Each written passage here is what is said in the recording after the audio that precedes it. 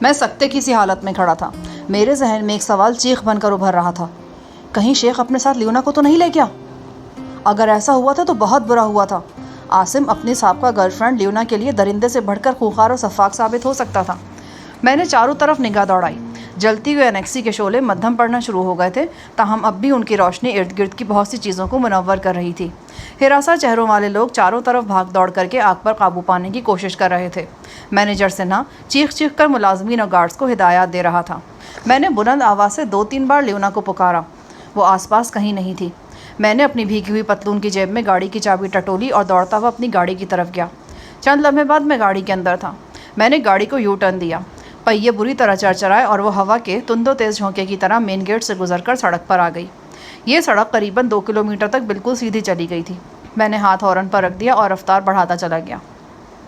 قریباً 3 منٹ کی نہایت سخت ڈرائیونگ کے بعد مجھے اس گاڑی کی ٹیل لائٹ نظر آ گئی جس پر عاصم فرار ہوا تھا۔ ٹیل لائٹ پہچاننے کے بعد مجھے تسلی ہو گئی کہ اب میں عاصم کو اپنی نظروں سے اوجھل نہیں ہونے دوں گا۔ ایک مرتبہ پہلے بھی عاصم بے حد جنون کے عالم میں میرے ساتھ کار دوڑا کر دیکھ چکا تھا اور اسے ہزیمت اٹھانی پڑی تھی۔ اگلے 3-4 منٹ میں دونوں گاڑیوں کا فاصلہ مزید کم ہو کر 100-150 میٹر رہ گیا۔ درختوں اور نہایت گھنے سبزے سے گھری ہوئی یہ ایک بل کھاتی سڑک تھی۔ دونوں کناروں پر ناریل کے بلند درخت پہرے داروں کی طرح چوکس کھڑے تھے۔ کہیں کہیں تاڑ اور پام کے دیگر اقسام بھی نظر آتی تھیں۔ دن کے وقت بھی سڑک پر ٹریفک کم ہی ہوتا تھا۔ یہ تو پھر رات تھی۔ ہم پوری رفتار سے آگے پیچھے دوڑے چلے جا رہے تھے۔ موڑوں پر میری جیگوار کے پہیے بری طرح چرچراتے تھے اور اندازہ ہوتا تھا کہ اگر میں تھوڑی سی رفتار بھی بڑھاؤں گا تو گاڑی 8-10 قلابازیاں کھا جائے گی۔ مجھے تھوڑی سی حیرت ہوئی جب مجھے محسوس ہوا کہ اس انتہائی رفتار کے باوجود بھی عاصم سے میرا فاصلہ جو کا تو ہے۔ لگ رہا تھا کہ وہ زندگی اور موت سے بے پرواہ ہو کر ڈرائیونگ کر رہا ہے۔ میری سمجھ میں نہیں آ رہا تھا کہ اگر لیونا اس کے ساتھ ہے تو کس حال میں ہے۔ اسے کیا اغوا کیا جا رہا تھا؟ کیا وہ مزاحمت نہیں کر رہی تھی؟ کہیں ایسا تو نہیں تھا کہ عاصم نے اسے بے ہوش یا قتل کر دیا ہو، یا پھر وہ اس کے ساتھ تھی ہی نہیں؟ اس قسم کے کئی سوالات میرے ذہن میں کلبلا رہے تھے۔ ایک موڑ پر اچانک عاصم کی گاڑی پھسلی۔ مجھے پہیوں کی طویل چیخ سنائی دی۔ میں نے گاڑی کی عقبی سرخ بتیوں کو خوفناک انداز میں لہراتے اور اوجھل ہوتے دیکھا۔ پھر عقبی سرخ بتیوں کے بجائے مجھے ہیڈ لائٹس نظر آئیں۔ ایک لمحے کے بعد دوبارہ عقبی بتی کی جھلک دکھائی دی۔ گاڑی پھسل کر پوری طرح گھوم گئی تھی۔ پھر میں نے دیکھا کہ عاصم والی گاڑی سڑک سے اتر کر درختوں میں اوجھل ہو رہی ہے۔ 2-3 سیکنڈ بعد میں بھی اس مقام پر پہنچ گیا جہاں عاصم کی گاڑی گھومی تھی۔ سڑک پر ٹائروں کی رگڑ کے طویل سیاہ نشان تھے۔ میں نے بائیں جانب دیکھا۔ عاصم والی گاڑی کی عقبی روشنیاں کچے راستے پر اچھلتی کودتی نظر آئیں۔ میں نے بھی گاڑی کچے میں ڈال دی۔ یہاں سے سبزی اور پھل لانے والے ٹریکٹر اور ٹرک وغیرہ گزرا کرتے تھے۔ راستہ ناہموار تھا۔ جہاں سے پہیے گزرتے وہاں 2 گہرے ٹریک بن گئے تھے۔ گاڑی کا فرش زیادہ اونچا نہیں تھا، لہٰذا بار بار نیچے سے ٹکرا رہا تھا۔ ہمارا فاصلہ اب کم رہ گیا تھا۔ اتنے فاصلے سے میرے پسٹل کا فائر کارگر ہو سکتا تھا۔ میں نے ایک ہاتھ سے ڈرائیونگ کرتے ہوئے دوسرے ہاتھ سے اپنا پسٹل والا ہاتھ باہر نکالا اور اوپر تلے 3-4 فائر کر دیے۔ عاصم کی گاڑی کی ایک ٹیل لائٹ نگاہوں سے اوجھل ہو گئی، مگر اس کی رفتار میں کوئی فرق نہیں پڑا۔ یہ 7 گولیوں والا پسٹل تھا۔ میں مزید گولیاں ضائع کرنے کا رسک نہیں لے سکتا تھا، لہٰذا پسٹل والا ہاتھ اندر کر لیا۔ دونوں گاڑیاں اسی طرح قریباً 3 کلومیٹر تک گئیں، پھر اچانک میری رگوں میں خون اچھل گیا۔ اگلی گاڑی رک گئی تھی۔ اس کی روشنیاں بجھ چکی تھیں۔ مجھے گاڑی روک لینا چاہی تھی لیکن میں نہیں روک سکتا تھا۔ مجھے معلوم تھا کہ عاصم اس جنگل کی بھول بھلائیوں میں گم ہو گیا تو میں اسے قیامت تک نہیں ڈھونڈ سکوں گا۔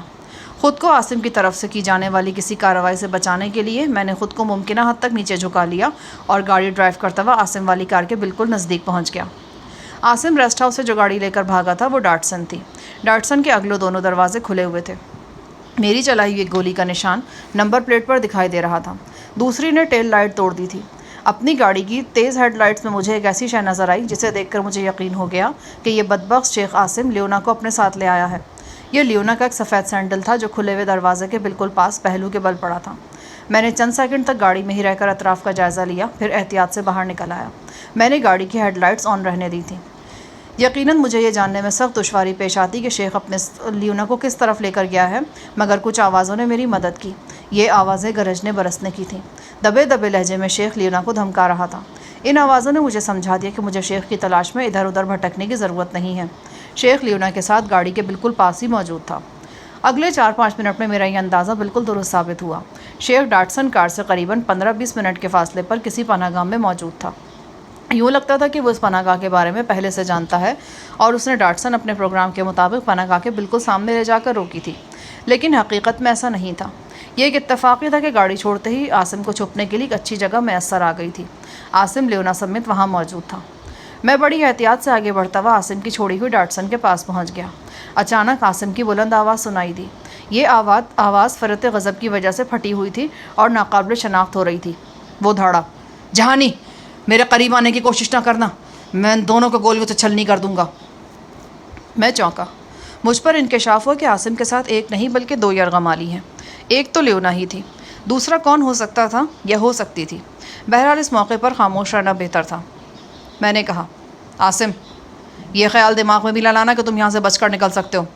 बेहतर यही कि हथियार फेंक कर बाहर निकल आओ। मैंने तुम्हें कहा है ना, यहाँ से तुम्हें लाशों के सिवा कुछ नहीं मिलेगा। तुम्हारी ये धमकी मुझ पर बिल्कुल कारगर नहीं। अपनी माशूका के साथ तुम जो चाहे सलूक कर सकते हो। मैं जानता हूँ क्या कारगर है और क्या नहीं। शेख ने अजीब से लहजे में कहा, फिर मुझ पर गालियों की बौछार करते हुए बोला कि मैं अपना मनहूस सरापा लेकर उससे दूर हट जाऊँ, वरना वो दोनों यरगमालियों में से एक की लाश गिरा देगा। मैं पीछे हट गया और अपनी गाड़ी में आ बैठा। मैं वापस जाने के लिए गाड़ी में नहीं आया था, बस उसका रुख ठीक करना चाहता था। मैंने गाड़ी को थोड़ी सी हरकत देकर इस तरह खड़ा कर दिया कि हेडलाइट्स उस पनागाह पर पड़ने लगी जहां आसिम छुपा था। ये एक कुदरती खो थी। एक दरख्त दहाने के सामने गिरा हुआ था और उस पर भी सब्ज़े की तह चढ़ी हुई थी। सब्ज़ा यहाँ इतनी कसरत से था कि हरे रंग के सिवा कुछ दिखाई नहीं देता था। गाड़ी के हेडलाइट्स का जाविया ज़रा बदला तो मुझे पता चला कि मेरी चलाई हुई तीसरी गोली डाटसन के पिछले दरवाजे में लगी थी। मैंने गाड़ी का इंजन स्टार्ट रहने दिया। मकसद यही था कि हेडलाइट्स मुसलसल ऑन रहने की वजह से बैटरी डाउन ना हो जाए। गाड़ी में 20-25 लीटर पेट्रोल मौजूद था। मेरा ख्याल था कि गाड़ी 24 घंटे भी स्टार्ट रहे तो काम चलता रहेगा। बहरहाल एक ख़दशा था, और वो ये कि शेख फायर मारकर हेडलाइट्स तोड़ने की कोशिश करेगा। करीबन आधा घंटा इसी तरह गुजर गया। शेख और मैं अपनी अपनी पोजीशन पर मौजूद रहे। मेरे पास कोई ऐसा ज़रिया नहीं था कि मैं रेस्ट हाउस में रब्ता करके अपने गार्ड्स को यहाँ बुला सकता। बस एक तवक्को थी, और वो ये कि रेस्ट हाउस में मौजूद मैनेजर सिन्हा और बारी वगैरह मेरी तलाश में निकलें और यहाँ तक पहुँच जाएँ। जैसा कि मैंने बताया कि हम एक बल खाती सड़क पर बड़ी तेज़ी से गाड़ियाँ दौड़ाते हुए आए थे। तेज़ रफ्तारी की वजह से जगह जगह सड़क पर टायरों के निशानात बन गए थे। जहाँ शेख वाली डाटसन फिसली थी, वहाँ भी सड़क पर गहरे निशानात पड़े थे। वहाँ से डाटसन कच्चे में उतर गई थी और मुझे भी कच्चे में उसके पीछे आना पड़ा था। उन निशानात की मदद से हमारे पीछे आने वाले इस मकाम तक पहुँच सकते थे। ताहम मुझे ऐसा लग रहा था कि ये काम रात में नहीं हो सकेगा। इसके लिए मुझे दिन का इंतज़ार करना होगा। दिन भी अब ज़्यादा दूर नहीं था। रात के 12 बज चुके थे। कुछ देर बाद खो की तरफ से आसिम के गरजने बरसने की आवाज़ें आने लगीं।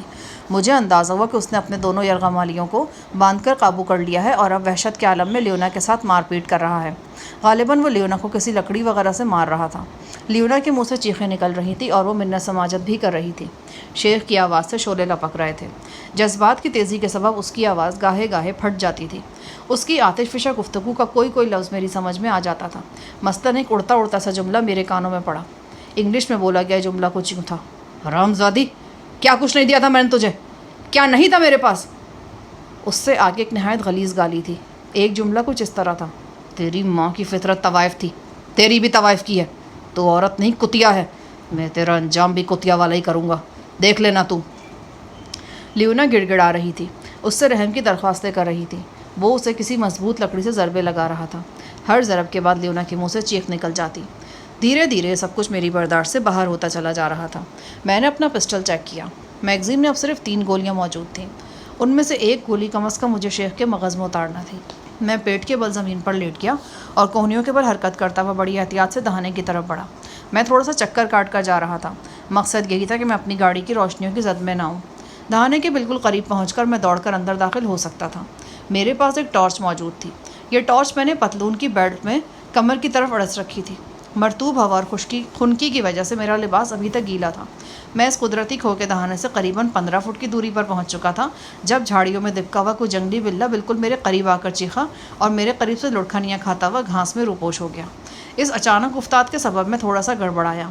मेरे हाथ में दबा हुआ पिस्टल डाटसन की बॉडी से टकराया और आवाज़ पैदा हुई। ये आवाज़ शेख को चौंकाने और होशियार करने के लिए काफ़ी थी। वो लियोना को छोड़कर दहाने की तरफ आया। फिर फिज़ा में चिंगारियाँ सी छूट गईं। शेख ने माउज़र के 3 फायर किए। उसने बेदरह गोलियां चलाई थीं। मेरी खुशकिस्मती थी कि वो मेरी ठीक लोकेशन से आगा नहीं था, फिर भी गोलियां मेरे बहुत करीब लगीं। मैं पीछे हटकर तेज़ी से डाटसन की ओट में हो गया। आसिम गैज़ो गज़ब के सबब पागल हो रहा था। वो खौफनाक अंदाज में चिल्लाता रहा। वो लियोना के साथ साथ मेरे अजीब व गरीब रिश्ते जोड़ रहा था और कस्में खा रहा था कि वो उसे ज़िंदा चीर कर मेरे सामने फेंक देगा। उसका पहला मुतालबा यही था कि मैं खो के दहाने से दूर हट जाऊँ। اس کی آواز کی وحشت اور درندگی محسوس کرتے ہوئے میں نے کچھ پیچھے ہٹ جانا مناسب سمجھا۔ جب میں پیچھے آ گیا تو عاصم نے میرے سامنے دوسرا مطالبہ پیش کیا۔ دوسرا مطالبہ یہ تھا کہ میں فوراً سے پہلے اسے اپنی گاڑی کی چابی دے دوں، اور اگر میں نے 5 منٹ کے اندر ایسا نہیں کیا تو وہ لیونا کو گولی مار دے گا۔ وہ بے حد خرانٹ تھا۔ بے شک میں نے ظاہر کیا تھا کہ مجھے لیونا کی سلامتی سے متعلق دلچسپی نہیں، لیکن وہ جانتا تھا کہ میں غلط بیانی کر رہا ہوں۔ وہ میرا دیرینہ دشمن تھا اور میری فطرت کی اونچ نیچ سے بھی آگاہ تھا۔ اسے علم تھا کہ میں سنگین پوزیشن میں لیونا کو تنہا نہیں چھوڑوں گا۔ شیخ نے گاڑی کی چابی والا مطالبہ کر کے مجھے ایک بات سمجھا دی تھی۔ وہ بے سبب یہاں نہیں رکا تھا۔ گاڑی میں یقیناً کوئی خرابی واقع ہو گئی تھی۔ یہ بھی ممکن تھا کہ اس کا ایندھن ہی ختم ہو گیا ہو۔ بعد ازاں ایندھن والا آئیڈیا ہی درست نکلا تھا۔ میں اس ویرانے میں اپنی گاڑی کی چابی شیخ کے حوالے کرنے کا سوچ بھی نہیں سکتا تھا۔ میری کوشش تھی کہ شیخ کے ساتھ گفتگو ذرا طویل ہو جائے۔ مجھے جتنا وقت مل جاتا اتنا ہی اچھا تھا۔ عین ممکن تھا کہ اس دوران میں کوئی مجھے اور شیخ کو کھوجتا ہوا یہاں پہنچ جاتا، مگر شیخ کے لب و لہجے سے مجھے اندازہ ہوتا تھا کہ اب وہ زیادہ وقت دینے کے لیے ہرگز تیار نہیں۔ اسے پتہ تھا کہ جلدی صبح کے آثار نمودار ہو جائیں گے اور اس کے لیے مشکلات بڑھ جائیں گی۔ اس نے مجھے 10 منٹ کی ڈیڈ لائن دی، پھر 5 منٹ کی ڈیڈ لائن دی، اس کے بعد پھر 5 منٹ کی مہلت دی۔ اس نے لیونا کو مارنے کی دھمکی دی تھی، لیکن اب اس کے معذر میں لیونا کی بجائے وہ گارڈ تھا جسے وہ اغوا کر کے اپنے ساتھ لایا تھا۔ اس سری لنکن گارڈ کا نام مجید تھا۔ یہ وہی گارڈ تھا جس نے آتشزدگی کے وقت عاصم کے ہاتھوں کی زنجیر تھام رکھی تھی۔ دراصل آتشزدگی کے دوران میں زبردست افراتفری کا فائدہ اٹھا کر شیخ نے اس گارڈ پر اچانک حملہ کیا۔ اس نے ایک وزنی لکڑی اتنی شدت سے گارڈ کے سر پہ دے ماری کہ وہ نیم جان ہو کر گر گیا تھا۔ دوسری ضرب نے اسے بالکل بے ہوش کر دیا۔ قریبی ڈاٹسن کھڑی تھی۔ شیخ نے لہو لہان گارڈ کو ڈاٹسن میں ٹھونس دیا۔ چند سیکنڈ بعد اس کی قسمت نے پھر اس کا ساتھ دیا۔ وہ ماؤزر کے زور پر لیونا کو بھی ڈاٹسن تک لانے میں کامیاب ہو گیا تھا۔ دراصل یہ لمحے ریسٹ ہاؤس میں افراتفری کے عروج کے لمحے تھے۔ یہی لمحے تھے جب میں قوسیہ کو بچانے کے لیے کمبل لپیٹ کر انیکسی میں گھسا تھا۔ پھر انیکسی کی چھت پر ہم دونوں کے کپڑوں میں آگ لگ گئی تھی اور مجھے قوسیہ کو ساتھ لے کر سرکس کے بازیگر کی طرح پول میں کودنا پڑا تھا۔ موقع پر سب لوگ پول کی طرف بھاگے تھے اور یہی وقت تھا جب شیخ کو اپنی کارروائی میں حیرت انگیز کامیابی حاصل ہوئی تھی۔ مجھے حیرانی ہو رہی تھی کہ شیخ یہ سب کچھ کیسے کر گزرا۔ کھو کے دہانے پہ تاریکی تھی۔ مجھے شیخ دکھائی دے رہا تھا، نہ ہی مجید۔ تاہم شیخ کی چنگھاڑتی ہوئی آواز مجھے بتا رہی تھی کہ اس نے اپنا ماؤزر مجید کی کنپٹی پر رکھا ہوا ہے اور اسے شوٹ کرنے کے لیے تیار ہے۔ میں آنکھیں سکوڑ کر اور دھیان سے دیکھتا تو دہانے کے قریب 2 پرچھائیوں کی مدھم حرکت نوٹ کر سکتا تھا، مگر یہ اندازہ لگانا مشکل تھا کہ ان میں سے گارڈ مجید کون ہے اور شیخ عاصم کون، بلکہ ان دونوں کے سراپے بھی ٹھیک سے دکھائی نہیں دے رہے تھے۔ اچانک گارڈ مجید نے چیخ کر مجھے مخاطب کیا اور مقامی زبان میں کچھ کہا۔ اس کے الفاظ میری سمجھ میں نہیں آئے، لیکن اس کا فریادی لہجہ اور لرزتا کانپتا انداز مجھے سمجھا رہا تھا کہ وہ شیخ عاصم سے اپنی جاں بخشی چاہتا ہے اور اس کے لیے مجھ سے درخواست کر رہا ہے کہ میں شیخ کی بات مان لوں۔ وہ سری لنکن تھا اور سنہالی بول رہا تھا۔ شاید وہ مجھ سے یہ کہہ رہا تھا کہ وہ ابھی مرنا نہیں چاہتا۔ شاید وہ مجھے یہ بتانا چاہ رہا تھا کہ اس کے چھوٹے چھوٹے بچے ہیں اور اس کی بیوی کولمبو کے کسی گھر میں بیٹھی اس کی منتظر ہے۔ شاید اس کا مدعا یہ تھا کہ اس کے بوڑھے والدین ہیں جن کا واحد کفیل وہ ہے، یا شاید وہ کوئی اور بات کہہ رہا تھا، لیکن مقصد یہی تھا کہ وہ ہر زیرو کی طرح موت سے خوفزدہ تھا اور ماؤزر کے اس بے رحم دباؤ سے خوفزدہ تھا جو ہر لمحے اس کی کنپٹی پر بڑھتا جا رہا تھا۔ ایک لمحے کے لیے میرے دل میں آئی کہ میں جگوار کی چابی جیب سے نکالوں اور شیخ کی ہدایت کے مطابق اسے دہانے کے سامنے پہنچ کر کھو میں پھینک دوں، مگر مجھے تو یہ بھی معلوم تھا کہ اس کے بعد میرے لیے شیخ عاصم کو روکنا ممکن نہیں رہے گا۔ عین ممکن تھا کہ وہ مجھ سے اپنا مطالبہ منوانے کے باوجود مجید کو ہلاک کر دیتا اور لیونا کو گن پوائنٹ پر رکھ کر راہ فرار اختیار کر لیتا۔ ابھی میں تذبذب میں ہی تھا کہ ماؤزر کا فائر ہوا۔ پھر میں نے ایک اڑتا ہوا سا سایہ دیکھا جو پرشور آواز میں ڈاٹسن کے قریب آن گرا۔ اس کے گرنے کی آواز ریت کی بوری گرنے کی آواز سے مشابہ تھی۔ میرا دل اچھل کر حلق میں آ گیا۔ شیخ نے مجید اور لیونا میں سے کسی ایک کو گولی مار کر کھو سے باہر پھینک دیا تھا۔ کھو ذرا بلندی پر تھی، اس لیے محسوس ہوا تھا کہ مقتول اڑتا ہوا زمین پر آ گرا ہے۔ مقتول جہاں گرا تھا وہاں گاڑی کی ہیڈ لائٹس نہیں پہنچ رہی تھیں۔ میں نے چند قدم آگے بڑھ کر ایک تناور درخت کی اوٹ لی اور ٹارچ کا روشن دائرہ ایک تاریک گوشے میں پھینکا۔ مجھے گارڈ کا جسم نظر آیا۔ وہ پشت کے بل پڑا تھا۔ ماؤزر کی گولی اس کی پشت میں داخل ہوئی تھی اور دل کے مقام سے سینہ پھاڑ کر نکل گئی تھی۔ اس کی پتھرائی ہوئی آنکھیں تاڑ کے ایک بلند درخت کی لمبائی ناپتی محسوس ہوتی تھیں۔ اس کا سر بھی لہو لہان تھا۔ یہ خون اس چوٹ کی نشاندہی کرتا تھا جو ریسٹ ہاؤس میں عاصم نے اس کے سر پہ لگائی تھی، بلکہ یہ 2 چوٹیں تھیں اور دونوں سر کے پچھلے حصے میں لگی تھیں۔ ابھی میں اس جھٹکے سے سنبھل بھی نہ پایا تھا کہ شیخ کی وحشیانہ دھاڑیں پھر سنائی دینے لگی۔ وہ ایک بار پھر لیونا پر تشدد کر رہا تھا۔ یوں لگتا تھا کہ وہ اسے اٹھا اٹھا کر پٹک رہا ہے۔ لیونا کی چیخوں میں اب کرب کی جگہ دہشت نمایاں تھی۔ میں نے ایک بار پھر شیخ کو للکارا اور کہا کہ وہ لیونا کو مارنے سے باز آ جائیں۔ جواب میں شیخ نے ماؤزر لیونا کی کنپٹی پہ رکھ دیا اور پکار کر بولا، اب میں تمہیں صرف 5 منٹ کی مہلت دیتا ہوں، صرف 5 منٹ میں، اس میں 1 سیکنڈ کا اضافہ نہیں کروں گا۔ گارڈ کی طرح اس کتیا کی کمر پر بھی لات مار دوں گا اور لاش نیچے پھینک دوں گا۔ اس کے بعد کیا کرو گے؟ اس کے بعد تمہیں بھی اس کتیا کے پاس پہنچا دوں گا۔ عاصم کی آواز بالکل اجنبی محسوس ہو رہی تھی۔ اس کا دماغ ٹھکانے پر نہیں تھا۔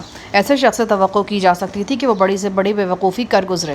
وہ لیونا کو مارنے کی بات کر رہا تھا، حالانکہ لیونا اس وقت اس کی زندگی کی ضامن بنی ہوئی تھی۔ وہ ذرا تحمل سے کام لیتا تو لیونا کو گن پوائنٹ پر رکھ کر یہاں سے راہ فرار اختیار کر سکتا تھا، لیکن محسوس ہوتا تھا کہ غصے نے اس کا دماغ خراب کر دیا ہے۔ غالباً پچھلے دنوں ریسٹ ہاؤس میں میرا اور لیونا کا رومانس دیکھ دیکھ کر وہ اپنے حواس کھو چکا تھا۔ اس سے پہلے یقیناً لیونا اور قوسیہ کے حوالے سے ویڈیو کیسٹس نے بھی اس کے دماغ کو خاصا متاثر کیا تھا۔ وقت تیزی سے گزر رہا تھا۔ مجھے لیونا کی دبی دبی چیخیں سنائی دے رہی تھیں۔ 2 منٹ گزر گئے تو عاصم نے بلند آواز سے کہا، 3 منٹ رہ گئے جہانی۔ کہتے ہیں کہ جب بندریا کے پاؤں جلنے لگتے ہیں تو وہ اپنے بچے بھی پاؤں کے نیچے لینے کی کوشش کرتی ہے۔ یہی شیخ تھا جو کچھ عرصے پہلے تک لیونا پر دل و جان نچھاور کرتا تھا، لیکن اب اپنے جذبہ انتقام کی تسکین کے لیے اور اپنی جان بچانے کی خاطر وہ اپنی جان سے پیاری محبوبہ کو گن پوائنٹ پہ رکھے ہوا تھا۔ ایک دم میرے ذہن میں قوسیہ کی بات آئی۔ میں نے کہا، یاد رکھو قوسیہ میرے پاس ہے۔ اگر لیونا کو کچھ ہوا نا تو پھر قوسیہ کے ساتھ بھی سب کچھ ہو سکتا ہے۔ شیخ نے مغلظات بکتے ہوئے کہا، اس کے ساتھ اب کیا ہونا ہے؟ اسے تو تم جلا کر راکھ کر چکے ہو۔ اچانک مجھ پر انکشاف ہوا کہ شیخ نے آتش زدگی والے واقعے کا کلائمیکس نہیں دیکھا۔ اسے معلوم نہیں تھا کہ میں قوسیہ کو انیکسی سے نکالنے میں کامیاب ہو گیا تھا۔ شاید یہی اس کے غیظ و غضب کی وجہ تھی کہ وہ قوسیہ کو مردہ سمجھ رہا تھا۔ شیخ عاصم، تم تو اپنا پیدا کرنے والوں پر بھی اعتبار نہیں کرتے ہو، لیکن حقیقت وہی ہے جو میں تمہیں بتا رہا ہوں۔ تمہاری بے وقوف ضدی بہن کو میں نے آگ میں سے نکال لیا ہے۔ وہ اس وقت صحیح سالم ریسٹ ہاؤس سے موجود ہے، لیکن اب میں اس کی سلامتی لیونا کی سلامتی سے مشروط کر رہا ہوں۔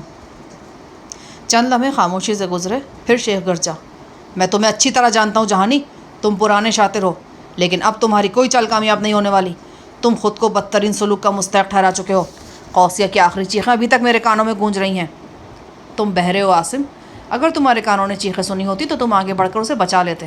میں نے اس کی چیخیں سنی تھی اور اسے بچایا بھی ہے، لیکن اب وہ اسی صورت میں بچے گی جب لیونا تمہارے ہاتھوں سے بچے گی۔ عورتوں کے ذریعے دشمنیاں چکانا میرے لیے قابل نفرت تھا، مگر تم نے بد اخلاقی کی آخری حدوں کو چھونے کے بعد مجھے مجبور کر دیا ہے کہ تمہارے ہی سکوں میں تمہیں ادائیگی کروں۔ ہاں، میں نے بچایا قوسیہ کو، لیکن اب میں تم سے وعدہ کرتا ہوں کہ اگر لیونا کو کچھ ہوا تو قوسیہ بھی مرے گی۔ میرے لب و لہجے نے عاصم کو سوچنے پر مجبور کر دیا۔ جب تک میں اپنی آنکھوں سے اسے نہیں دیکھ لوں گا کیسے یقین کروں کہ وہ زندہ ہے؟ قوسیہ زندہ ہے اور میں تمہیں دکھا بھی سکتا ہوں، لیکن اس کے لیے تمہیں تھوڑا سا انتظار کرنا پڑے گا۔ میں انتظار نہیں کر سکتا، یہاں حبس ہے، میں یہاں سے نکلنا چاہتا ہوں۔ تم اپنی گاڑی کی چابی میرے حوالے کر دو۔ اگر قوسیہ زندہ ہے تو پھر تمہیں یہ فکر نہیں ہونی چاہیے کہ میں روپوش ہو جاؤں گا۔ تمہارا مطلب ہے کہ تمہیں جانے دوں اور صبح ہونے سے پہلے پہلے ریسٹ ہاؤس میں سری لنکن پولیس کے گھیرے میں رہوں؟ میں تم سے وعدہ کرتا ہوں، تم مجھ سے کوئی وعدہ مت کرو۔ تمہیں جو سودا کرنا ہے یہیں پہ کرو۔ ابھی اتنا پاگل نہیں ہوا میں جہانی۔ تم پاگل نہیں ہوئے ہو، بلکہ دوسروں کو پاگل بنانے کی کوشش کر رہے ہو۔ چند سیکنڈ تک خاموشی طاری رہی۔ اس خاموشی میں بس گاڑی کے انجن کی آواز آتی رہی یا پھر کسی وقت لیونا کی دبی دبی کرہ ابھر جاتی۔ مجھے اندازہ ہو رہا تھا کہ شیخ نے لیونا کو بڑی مضبوطی سے باندھ رکھا ہے۔ سخت بندشوں کی وجہ سے وہ بہت تکلیف محسوس کر رہی تھی۔ آخر شیخ نے مجھے مخاطب کرتے ہوئے کہا، اگر تم اس کتیا کی جان مجھ سے بچانا چاہتے ہو تو سب سے پہلے مجھے ثبوت فراہم کرو کہ قوسیہ زندہ ہے۔ اگر وہ زندہ ہے تو تمہیں اسے میرے حوالے کرنا ہوگا۔ میں تمہاری گاڑی پر قوسیہ کو لے کر چلا جاؤں گا۔ یہ کتیا بھی میرے ساتھ جائے گی۔ تم سے محفوظ فاصلے پر پہنچنے کے بعد میں اسے گاڑی سے اتار دوں گا۔ تمہاری سادگی پر مر جانے کو دل چاہ رہا ہے میرا۔ باتوں میں وقت ضائع نہ کرو، تمہیں دینے کے لیے میرے پاس زیادہ وقت نہیں ہے۔ شیخ کو یقین ہو گیا تھا کہ میں لیونا کی جان بچانے کے لیے کچھ بھی کر گزروں گا۔ شاید اس کا یہ خیال تھا کہ میں بھی اس کی طرح لیونا کے چکنے مکھڑے کا عاشق ہو گیا ہوں اور ان لمحوں میں لیونا کی زندگی بچانا میرا مقصد حیات بنا ہوا ہے۔ شیخ کا خیال درست نہیں تھا۔ بے شک میں لیونا کو بچانا چاہتا تھا، مگر اس کا بچاؤ میرے لیے اتنا اہم نہیں تھا کہ میں اس چکر میں شیخ کے ساتھ ساتھ قوسیہ سے بھی ہاتھ دھو بیٹھتا۔ میرا ارادہ پختہ تھا کہ قوسیہ کو چھوڑنا ہے اور نہ ہی عاصم کو یہاں سے جانے دینا ہے۔ اس سلسلے میں اگر مجھے لیونا کی قربانی دینا پڑتی تو میں اس کے لیے ذہنی طور پر تیار تھا۔ فی الوقت میری اولین خواہش یہ تھی کہ کسی طرح ریسٹ ہاؤس سے گارڈز میرا کھوج لگاتے ہوئے یہاں پہنچ جائیں۔ قریباً اسی طرح کھینچا تانی میں 1 گھنٹہ مزید گزر گیا۔ پھر مجھے جیپوں کی مدھم آواز سنائی دی۔ مجھے آواز سے اندازہ ہو گیا تھا کہ یہ ریسٹ ہاؤس کی جیپیں ہیں۔ یہ کم از کم 2 گاڑیاں تھیں اور اسی رخ پر آ رہی تھیں۔ حتمی نتیجہ تو گاڑیوں کے پہنچنے کے بعد ہی سامنے آ سکتا تھا، تاہم مجھے 90% یقین تھا کہ یہ گاڑیاں ریسٹ ہاؤس کے لوگوں کی ہی ہیں۔ وہ بہت آہستہ روی سے آ رہے تھے۔ ظاہر ہے کہ انہیں پہیوں کے نشانات دیکھ دیکھ کر آگے بڑھنا تھا اور ارد گرد کے جنگل پر بھی نگاہ رکھنی تھی۔ 2-4 منٹ بعد یہ آوازیں شیخ کے کانوں میں بھی پہنچ گئیں۔ یہ جیپوں کی آوازیں کیسی ہیں؟ لگتا ہے تمہاری کمک بھی پہنچ گئی ہے، غالباً یہ پولیس والے ہیں۔ شیخ بولا، دیکھو اگر تم نے کوئی چالاکی دکھائی نا تو اس کتیا کی لاش اب 1 منٹ میں تڑپتی نظر آئے گی۔ اس کے بعد جو کچھ میرے ساتھ ہوگا میں بھگتنے کے لیے تیار ہوں۔ میں نے کوئی چالاکی نہیں دکھائی اور نہ اس وقت دکھا سکتا ہوں۔ میرے پاس ایسا کوئی ذریعہ نہیں کہ اپنے ساتھیوں سے رابطہ کر سکوں۔ ہاں اگر ان میں سے کوئی مجھے تلاش کرتا ہوا یہاں تک پہنچ جائے تو اور بات ہے۔ قریباً آدھا گھنٹہ اسی شش و پنج میں گزرا۔ آخر گاڑیاں موقع پر پہنچ گئیں۔ آخری آدھا کلومیٹر کا فاصلہ انہوں نے نسبتاً تیزی سے طے کیا تھا۔ انہیں جیگوار کی ہیڈ لائٹس نظر آ گئی تھیں۔ جیپیں رکی اور ان میں سے مسلح گارڈ چھلانگیں لگا کر اترے۔ یہاں کون ہے؟ ایک سینئر گارڈ نے گرجدار آواز میں پوچھا۔ یہ میں ہوں، ادھر آ جاؤ قریب۔ میں نے ٹارچ کی مدد سے اشارہ کیا۔ چند لمحے بعد 4-5 سائے میرے ارد گرد آن کھڑے ہوئے۔ ان میں سب سے آگے سنہا تھا۔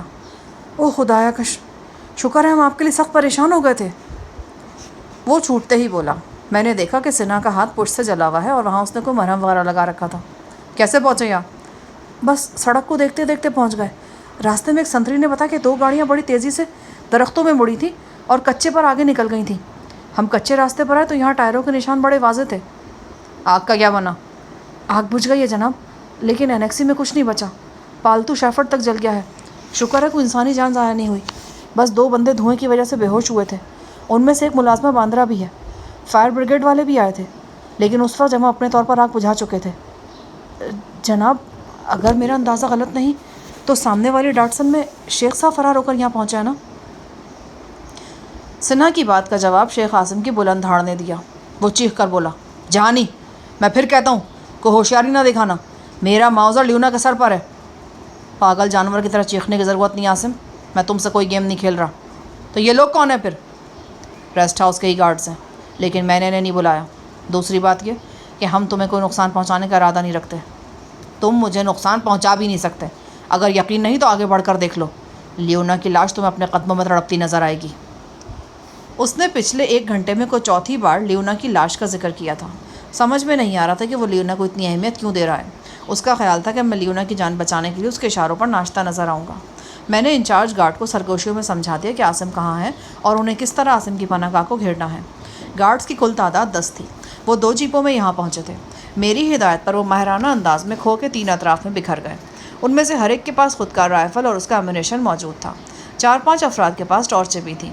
2 افراد کے پاس درمیانی رینج کے واکی ٹاکی تھے۔ میں نے سنہا سے پوچھا، فوسا کا کیا حال ہے؟ ان کی حالت بہتر ہے۔ ڈاکٹروں نے خواب آور دوا دی جس کے بعد وہ سو گئی ہیں۔ ان کے سر کے کچھ بال اور بھویں وغیرہ جل گئی ہیں، تاہم چہرہ محفوظ رہا ہے۔ تلوے بھی کچھ زخمی ہوئے ہیں۔ میں نے سنہا سے آگ لگنے کی وجہ پوچھی اور دیگر تفصیلات معلوم کی۔ اس گفتگو میں نے سنہا کو یہ بھی بتایا کہ لیونا کے علاوہ مجید بھی مغوی کی حیثیت سے شیخ عاصم کے ساتھ تھا اور اب مارا گیا ہے۔ اس دوران میں ایک دم کھو کے اندر سے چیخو پکار کی آوازیں آنے لگیں۔ میں نے اندازہ لگایا کہ موقع دے کر لیونا نے جان بچانے کی کوئی کوشش کی ہے جو ناکام رہی ہے۔ شیخ اسے بری طرح مار پیٹ رہا تھا، ساتھ ہی وہ وحشت کے عالم میں اپنی جان سے پیاری محبوبہ پر چیخ بھی رہا تھا۔ حرام زادی کتیا، طوائف کی بچی، میں تیرا خون پی جاؤں گا، میں تیرے پلید جسم کی بوٹی بوٹی کر دوں گا۔ لیونا کی آوازیں بھی آ رہی تھیں۔ وہ اپنی جان بچانے کے لیے عاصم کے سامنے گڑ گڑا رہی تھی۔ مجھے ان لمحات میں لیونا کی باتیں یاد آنے لگیں۔ وہ ہیلی کاپٹر کی شیدائی تھی۔ آج اچانک اسے موت کا ہیلی کاپٹر اچک کر لے گیا تھا۔ اب یہ ہیلی کاپٹر زندگی کے ہیلی پیڈ سے دور اور بہت دور ہوتا چلا جا رہا تھا۔ جلدی دن کے آثار نمودار ہونے لگے، پھر دیکھتے ہی دیکھتے اندھیرے میں اجالے کی آمیزش ہو گئی۔ کھو کے خد و خال نظر آنے لگے۔ میں نے کار کا انجن بند کر کے ہیڈ لائٹس آف کر دیں۔ شیخ پچھلے آدھے گھنٹے سے خاموش تھا، بس کبھی کبھی لیونا کے رونے کی آواز آ جاتی تھی۔ وہ اس کی روتی بلکتی آواز میں فریاد کے سوا اور کچھ نہیں تھا۔ روشنی بڑھ گئی تو ڈاٹسن کے قریب پڑی ہوئی مجید کی لاش بھی دکھائی دینے لگی۔ اس کا چہرہ لہو لہان تھا اور ہاتھ پشت پر بندھے تھے۔ اس کی لاش کے منظر نے سنہا اور گارڈز وغیرہ کو افسردہ کر دیا۔ وہ اپنے ساتھی کی لاش کو موقع سے ہٹانا چاہتے تھے، لیکن اس کام کے لیے یہ وقت مناسب نہیں تھا۔ کچھ دیر بعد شیخ نے پھر چیخنا چلانا شروع کر دیا۔ وہ گالیاں بک رہا تھا اور کہہ رہا تھا، تو نے مجھے برباد کر دیا جہانی، اب میں تجھے آباد نہیں رہنے دوں گا۔ میں تجھے ایسا سبق سکھاؤں گا کہ دنیا بڑی مدت تک یاد رکھے گی۔ وقت تیرے ہاتھ سے نکل چکا عاصم، میرے خیال میں تو تیرے لیے یہی بہتر ہے کہ باہر نکل کر خود کو ہمارے حوالے کر دے۔ میں تجھے ایک بار پھر بتا دیتا ہوں، لیونا کی میرے نزدیک کوئی زیادہ اہمیت نہیں ہے۔ میں اس کی زندگی بچانا ضرور چاہتا ہوں، لیکن کوئی ایسا رسک نہیں لے سکتا کہ اس کی زندگی تو بچ جائے لیکن وہ تیرے قبضے میں چلی جائے اور تجھ سے موت کی بھیک مانگنے کے لیے مجبور ہو جائے۔ اس سے بہتر تو یہ کہ میں اسے یہیں پر ختم کر ڈالوں۔ مجھے باتوں کے چڑیا طوطے مت دکھا جہانی۔ اگر لیونا کی زندگی بچانا چاہتا ہے تو قوسیہ کو یہاں لے کر آ۔ میں تجھ سے فیئر ڈیل کر رہا ہوں۔ میں لیونا اور قوسیہ کو اپنے ساتھ لے جاؤں گا اور محفوظ جگہ پہنچ کر اس کتیا کو گاڑی سے باہر پھینک دوں گا، لیکن یہ ڈیل بس یہیں تک ہوگی۔ اس کے بعد جو تجھ سے بن پڑے کرنا، اور جو مجھ سے بن پڑے گا وہ میں کروں گا۔ عاصم اور شنکر دو ایسے وعدہ خلاف شیطان تھے جن کی باتوں پر میں کسی صورت اعتبار کر ہی نہیں سکتا تھا، اور اب تو پوزیشن بھی ایسی تھی کہ مجھے اعتبار کرنے کی ضرورت ہی نہیں تھی۔ بس تھوڑا سا مسئلہ لیونا کی سلامتی کا تھا۔ امید تھی کہ وہ بھی حل ہو جائے گا۔ جب تک ریسٹ ہاؤس سے گارڈز نہیں پہنچے تھے مجھے کچھ پریشانی ضرور تھی، مگر اب صورتحال مکمل طور پر میرے کنٹرول میں تھی۔ عاصم کی آواز پھر گونجی، تو نے منہ کو تالا کیوں لگا لیا ہے؟ اگر قوسیہ زندہ ہے تو اسے یہاں لے کے کیوں نہیں آتے؟ میں اسے یہاں لے آتا ہوں، لیکن لیونا کے ساتھ اس کا تبادلہ اسی جگہ پر ہوگا۔ میرا وعدہ ہے کہ تمہیں یہاں سے نکل جانے کا موقع دوں گا۔ تم مجھے اعتبار کرنے کو کہتے ہو، کیا تم مجھ پہ اعتبار نہیں کر سکتے؟ میرا خیال تو یہی کہ تم کسی کارروائی کے لیے وقت حاصل کرنا چاہتے ہو، ورنہ قوسیہ زندہ نہیں ہے۔ ٹھیک ہے، تمہارا شک دور کرنے کے لیے میں اسے یہاں بلوا لیتا ہوں، میں نے کہا، اور اس کے ساتھ ہی انچارج گارڈ سے کہا کہ وہ ریسٹ ہاؤس جائے اور قوسیہ کی طبیعت بحال ہے تو اسے گاڑی کے ذریعے یہاں لے آئے۔ انچارج گارڈ سر جھکا کر روانہ ہو گیا۔ بہرحال مجھے معلوم تھا کہ وہ جائے گا نہیں۔ میں نے اسے پہلے ہی سمجھا دیا تھا کہ وہ صرف ہاں کرے گا اور عمل نہیں کرے گا۔ انچارج گارڈ نے جیپ اسٹارٹ کی اور موقع سے چلا گیا۔ گرمی بہت زیادہ تھی، پسینہ دھاروں کی صورت میں بہہ رہا تھا۔ مجھے بس سورج اوپر آنے کا انتظار تھا۔ مجھے معلوم تھا کہ عاصم جس کھو میں گھسا ہوا ہے وہاں حبس اور گرمی کے سبب اس کا دم گھٹنے لگے گا۔ اب 8 بجنے والے تھے۔ اس جگہ پر مورچہ بند ہوئے مجھے قریباً 9 گھنٹے ہونے والے تھے۔ میں اپنی جیگوار سے 10-15 فٹ دور تناور درختوں کے ایک جھنڈ میں پوزیشن لے رکھی تھی میں نے۔ یہ بڑا محفوظ فاصلہ تھا۔ اگر دیوانگی کے عالم میں عاصم ماؤزر سے فائر کرتا بھی تو اتنی دور سے فائر کارگر نہیں تھا۔ میرا اور سنہا کا اندازہ درست تھا۔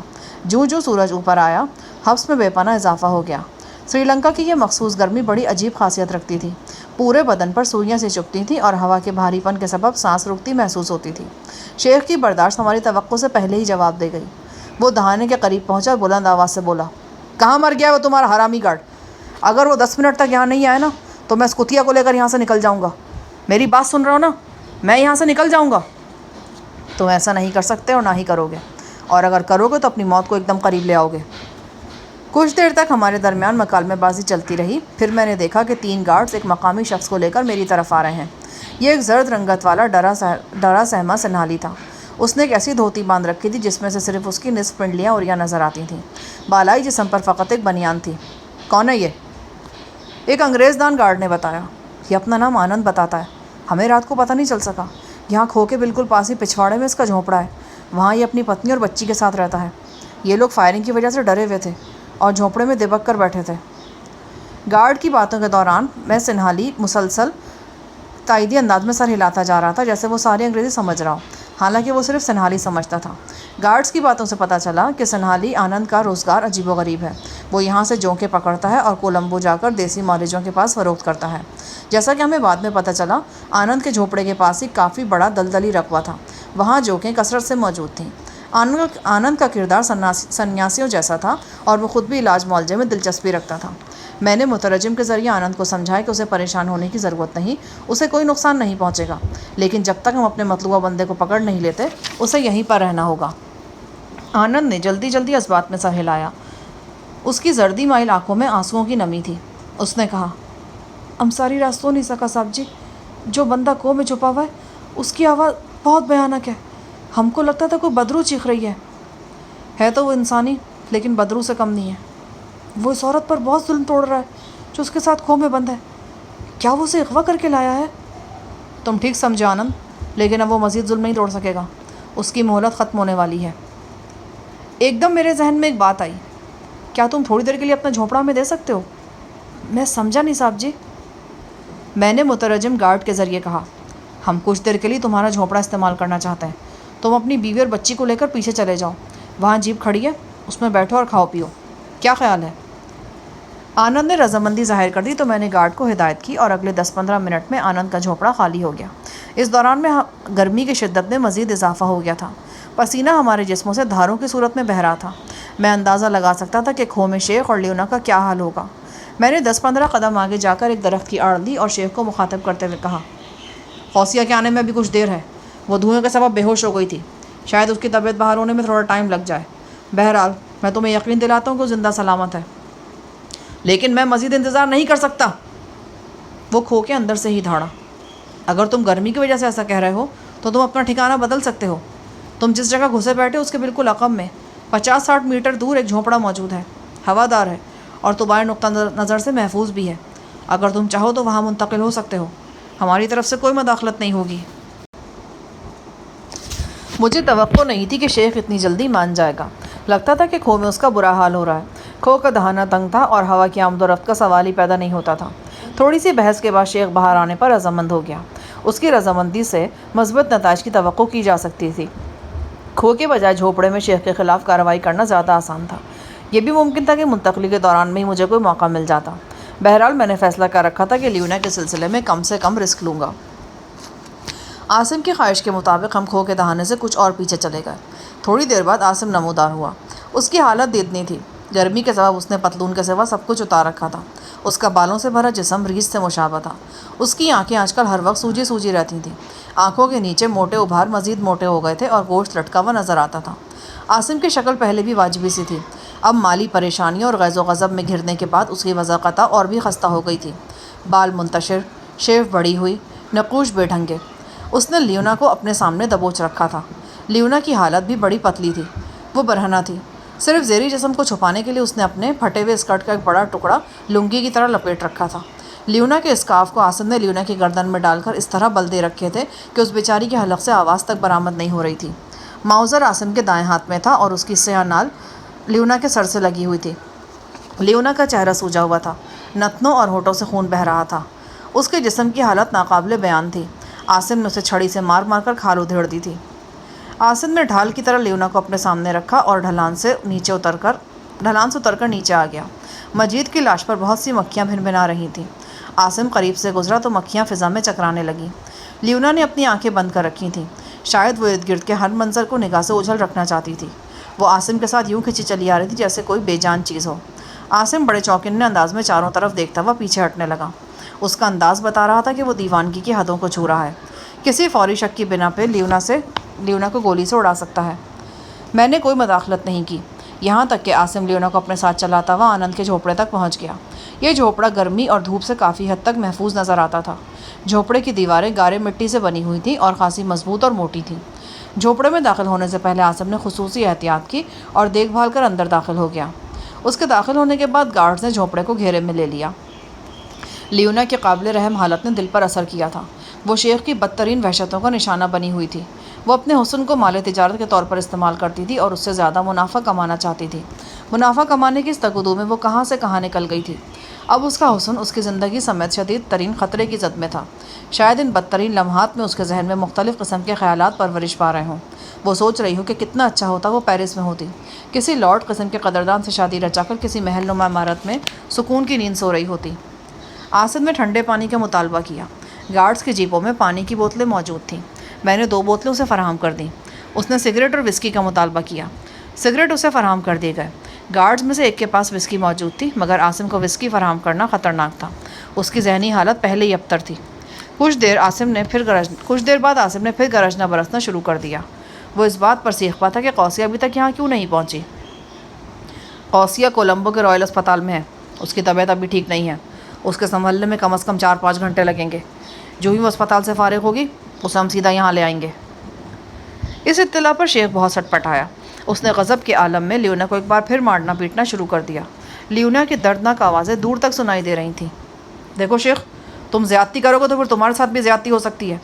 اگر لیونا تمہاری تحویل میں تو قوسیہ بھی میری تحویل میں ہے۔ میں نے تمہیں یہ دھمکی نہیں دی کہ میں قوسیہ کو قتل کر دوں گا، لیکن تم مجھے لیونا کو قتل کرنے کی دھمکی دے رہے ہو۔ تم اپنے حواس ٹھکانے پہ رکھنے کی کوشش کرو اور صورتحال کو سمجھو۔ میرے حواس اب ٹھکانے پہ نہیں آ سکتے۔ تم اور تمہارے اس حرامی کلارک نے مجھے پاگل کر دیا ہے۔ ہاں، میں پاگل ہو گیا ہوں۔ میرے سامنے جو آئے گا میں اسے چیر کے رکھ دوں گا۔ وحشت کے عالم میں وہ جھونپڑے میں موجود اشیاء اٹھا کر پٹکنے لگا۔ شیشہ اور مٹی کے برتن ٹوٹنے کی آوازیں آئیں۔ شاید کچھ اشیاء اس نے لیونا کو بھی ماری تھیں، کیونکہ وہ 3-4 مرتبہ کربناک انداز میں چیخی۔ یہ بھی ہو سکتا تھا کہ وہ خوف کے سبب ایسا کر رہی ہو۔ میں نے شیخ کو سنبھالنے کی کوشش کرتے ہوئے کہا، دیکھو، ہمارے درمیان اب کوئی بڑا مسئلہ نہیں ہے۔ تم قوسیہ کو حاصل کرنا چاہتے ہو اور میں لیونا کو واپس چاہتا ہوں۔ اس تبادلے پر ہم دونوں راضی ہیں۔ اختلاف صرف تبادلے کے طریقے پر ہے، طریقہ ہم طے کر لیتے ہیں۔ بات کرتے کرتے میں جھونپڑے کے کچھ نزدیک چلا گیا۔ اچانک مجھے خطرے کا احساس ہوا۔ عاصم مجھ پر فائر کر سکتا تھا۔ میں درخت کی اوٹ میں ہو گیا۔ درخت کی اوٹ میں ہونا میرے لیے سود مند ثابت ہوا، کیونکہ اس واقعے کے صرف 2 منٹ بعد عاصم نے اسی مقام پر ایک گارڈ کو گولی مار کر شدید زخمی کر دیا۔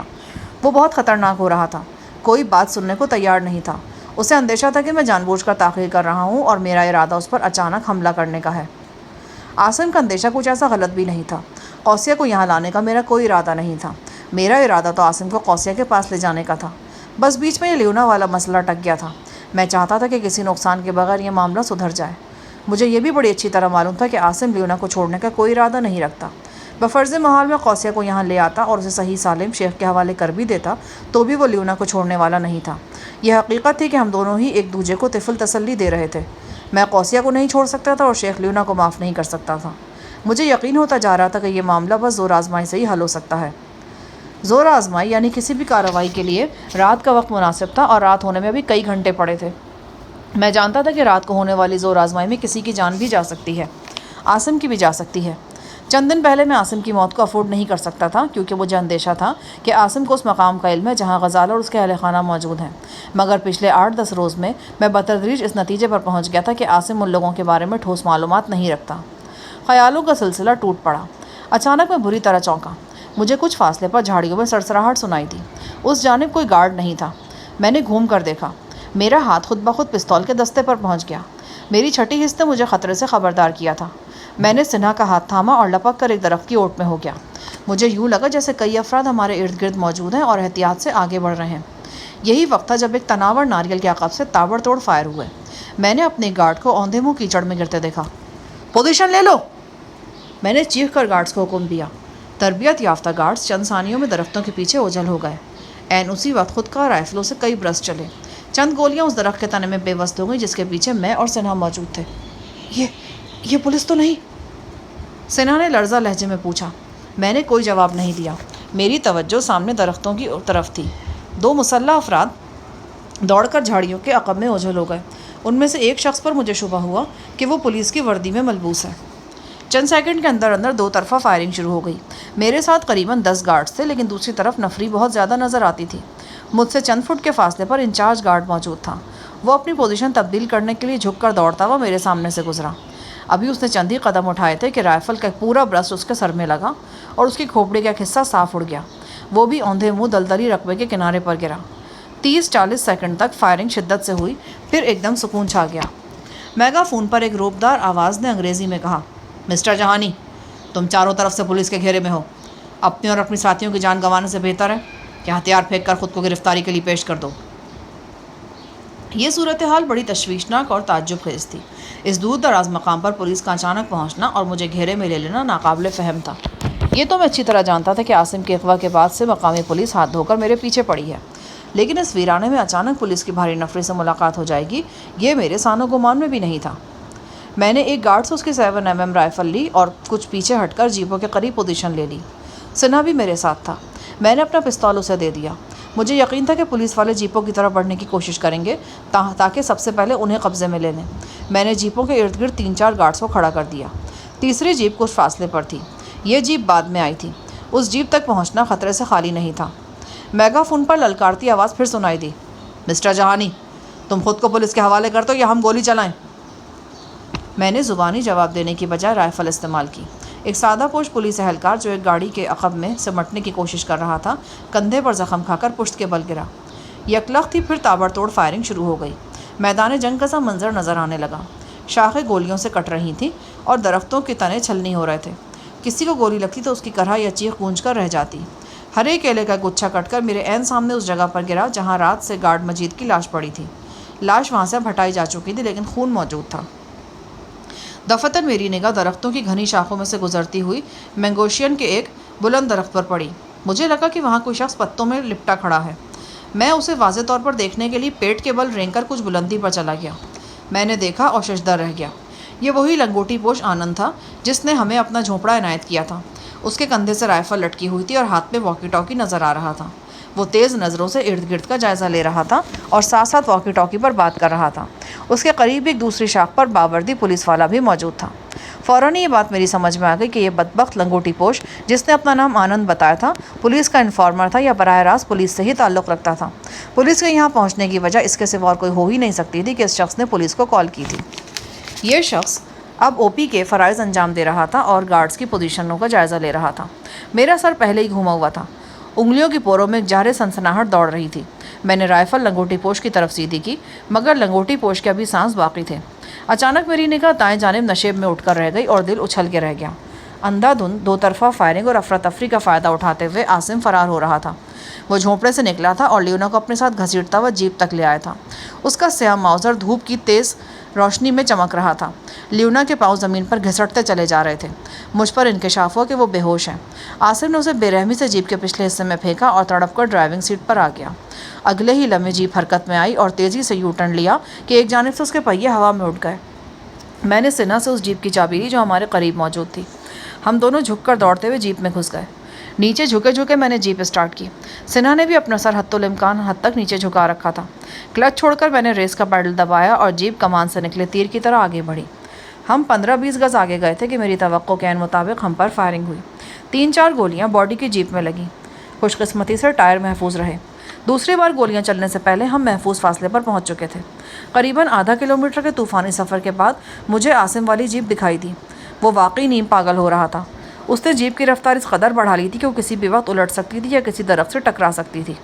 چلا تو میں بھی تیز رفتار سے رہا تھا، مگر مجھے گاڑی پر پورا کنٹرول حاصل تھا۔ اگلی جیپ کی حرکات و سکنات دیکھتے ہی اندازہ ہو جاتا تھا کہ چلانے والے کو اس پر کنٹرول نہیں ہے۔ یہ ایک بار پھر رات والا واقعہ ہی دہرایا جا رہا تھا۔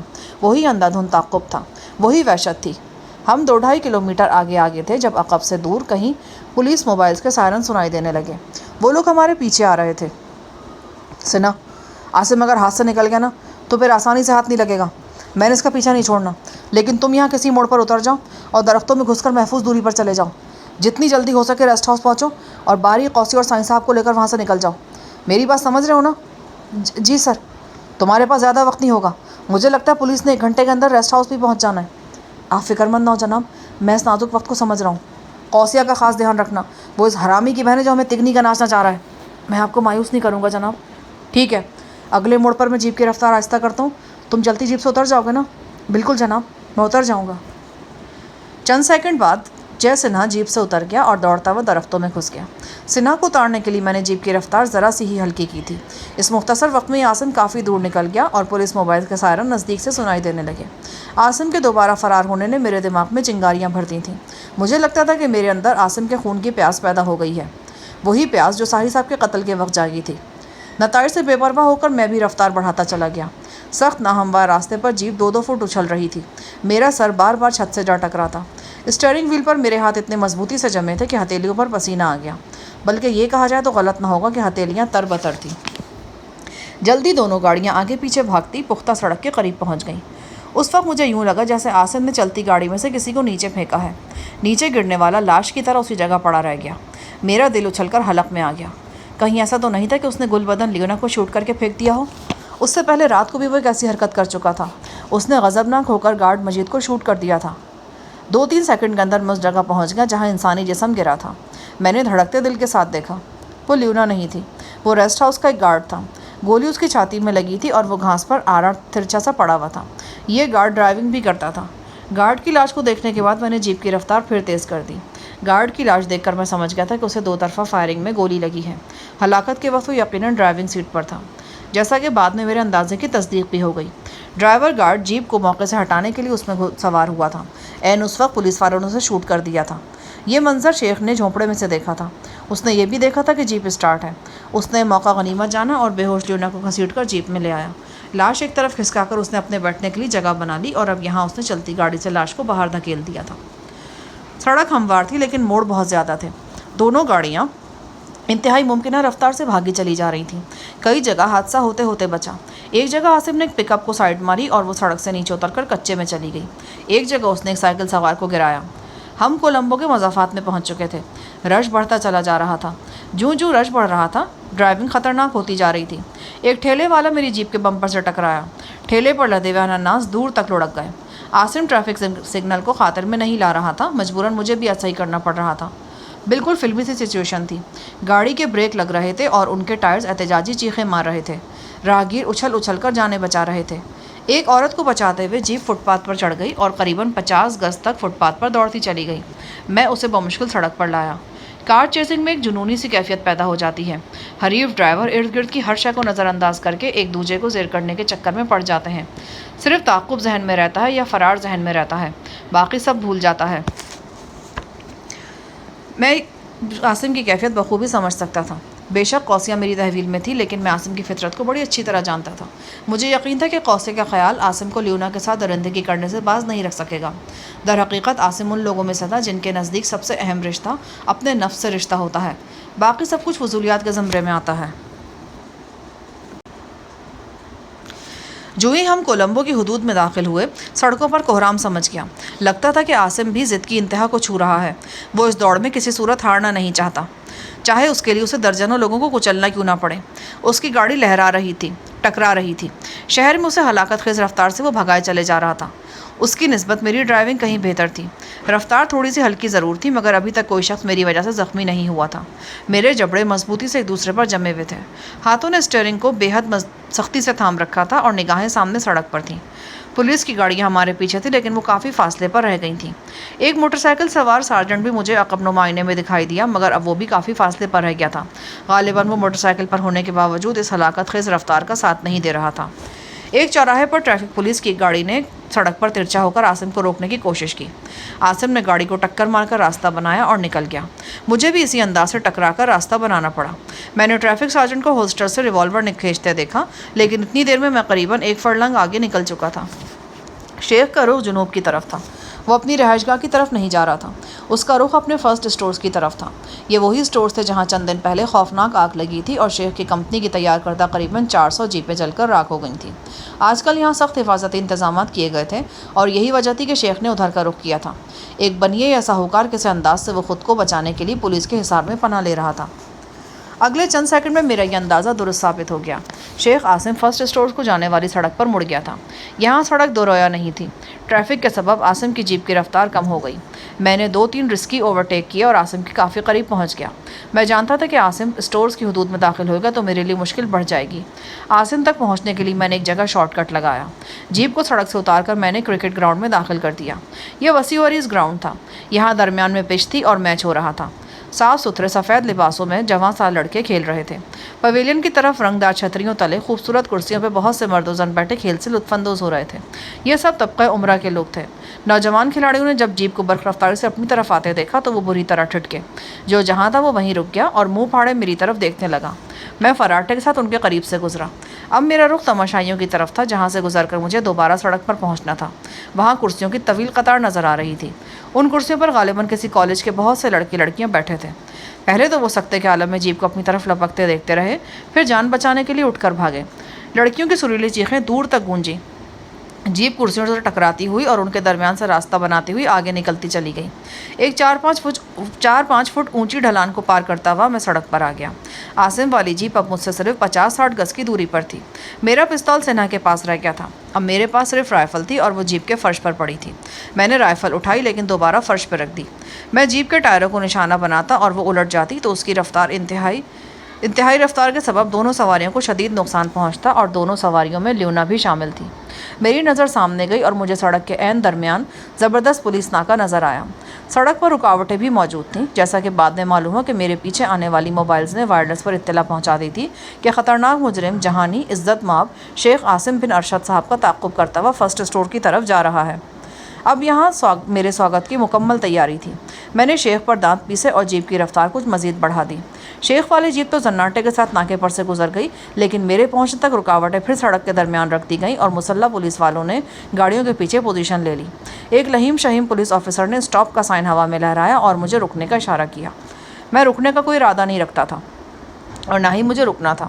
میں نے رکاوٹوں کے قریب پہنچتے ہی حتی الامکان سر نیچے جھکا لیا اور رکاوٹوں سے جا ٹکرایا۔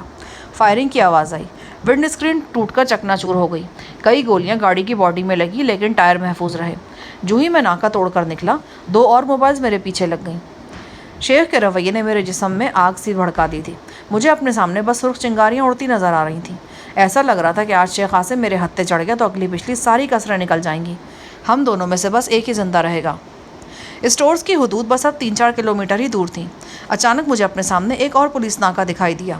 یہاں پولیس والوں نے پہلے ہی پوزیشنیں لے رکھی تھیں۔ اب میں شیخ کے بہت قریب پہنچ چکا تھا۔ بس 10-15 گز کا فاصلہ رہ گیا ہوگا۔ مجھے شیخ کے بالوں بھرے اریاں کندھے نظر آ رہے تھے اور عقبی نشست پر بے ہوش لیونا کا ایک بازو بھی دکھائی دے رہا تھا۔ مجھے 30-40 سیکنڈ اور مل جاتے تو میں اس قابل ہو جاتا شاید کہ اپنی جیپ کی سائڈ سے دبا کر شیخ کو سڑک سے اترنے اور رفتار کم کرنے پر مجبور کر دیتا۔ رفتار کم ہونے پر میں اسے شوٹ بھی کر سکتا تھا کیونکہ پھر مجھے لیونا کی زندگی کی طرف سے زیادہ خطرہ نہیں رہنا تھا۔ لیکن اس دوسرے پولیس ناکے نے یہ امکانات ایک دم ختم کر دیے۔ اس ناکے میں سڑک پر کوئی رکاوٹ کھڑی نہیں کی گئی تھی۔ رکاوٹ کے نہ ہونے سے اشارہ ملتا تھا کہ مجھ پر بلا وارننگ فائرنگ کی جائے گی، اور پھر ایسا ہی ہوا۔ جو ہی میری جیپ عین ناکے پر پہنچی اس پر تابڑتوڑ فائر ہوئے۔ اس مرتبہ پچھلی اسکرین بھی ریزہ ریزہ ہو گئی۔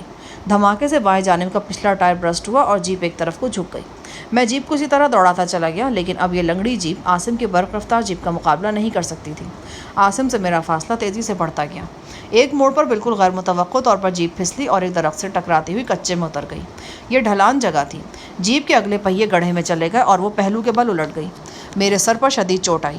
پیشانی پر سے فوراً ہی خون کی نمی کا احساس ہونے لگا۔ عقب میں آنے والی موبائلز نے الٹی ہوئی جیپ پر تابڑتوڑ فائر کیے۔ ایک گولی میرے کندھے کو زخمی کرتے ہوئے نکل گئی۔ میں نے رائفل کی تلاش میں ادھر ادھر ہاتھ گھمایا۔ جب تک رائفل میرے ہاتھ میں آتی اور میں کچھ کرنے یا نہ کرنے کا سوچتا، 1 درجن پولیس والے میرے آس پاس درختوں پر پوزیشن لے چکے تھے۔ وہ پولیس موبائل جو جنگل سے میرے پیچھے لگی تھیں ان کے سائرن بھی سنائی دینے لگے۔ وہ کسی بھی لمحے یہاں پہنچ سکتی تھیں۔ اس صورتحال میں مزاحمہ جاری رکھنا بے وقوفی ہی تھی۔ ایک پولیس والے نے سری لنکن لہجے میں انگریزی بولی اور کڑک کر کہا، رائفل گاڑی سے باہر پھینک کر ہاتھ کھڑے کر دو مسٹر جہانی، ورنہ جان سے ہاتھ دھو بیٹھو گے۔ میں نے رائفل باہر پھینک کر ہاتھ کھڑے کر دیے، لیکن صورتحال اب بھی یہ تھی کہ کوئی میرے قریب نہیں آ رہا تھا۔ یقیناً ان پولیس والوں سے میرا ٹھیک ٹھاک تعارف کرایا گیا تھا اور عین ممکن تھا کہ ان میں سے کئی مجھے پہلے سے جانتے بھی ہوں۔ جیپ پہلو کے بل الٹی ہوئی تھی۔ ضروری تھا کہ پولیس والے جیپ سے باہر نکلنے میں میری مدد کرتے، لیکن وہ یہ رسک نہیں لے رہے تھے، بس گرج رہے تھے اور مجھے خود ہی باہر آنے کے لیے کہہ رہے تھے۔ زخمی کندھے کے ساتھ میں کسی نہ کسی طرح جیپ سے باہر آ گیا۔ اس دوران میں پیچھے سے آنے والی گاڑیاں بھی موقع پر پہنچ گئیں۔ ان گاڑیوں سے اترنے والے پولیس اہلکاروں کے چہرے تمتمائے ہوئے تھے۔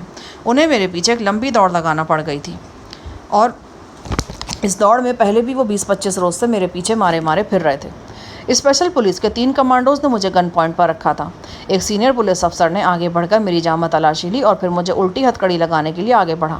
میں جانتا تھا کہ اگر ایک بار مجھے ہتھکڑی لگ گئی تو پھر بات بہت دور تک چلی جائے گی۔